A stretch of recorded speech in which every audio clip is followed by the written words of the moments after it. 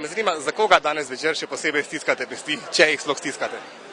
Jaz vedno stiskam pesti za tiste, ki so dobri na medijskem prizorišču, ker to ni lahko. Tako da pravzaprav ne bom rekla specifično za koga, ampak glede na to, da sem že nekaj časa zdaj v informativnem programu, bom še posebej pozorna za tiste, ki bodo nekje med Viktorji v letošnjem letu, prav tam. No? To je to. Se vam zdi, da so koga letos prezrli med nominiranci, nekoga, ki pa res moral biti med njimi, pa ni? Nimam tega občutka. Tako da mogoče se mi bo kaj porodilo med samo prireditvijo, ne?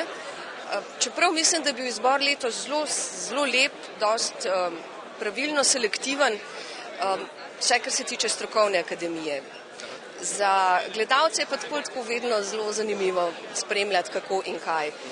Namreč, to je volja gledalcev, ne? In tukaj biti medijski ljudje ne moramo kaj dosti vplivati, razen tega, da dobro delamo. To je to.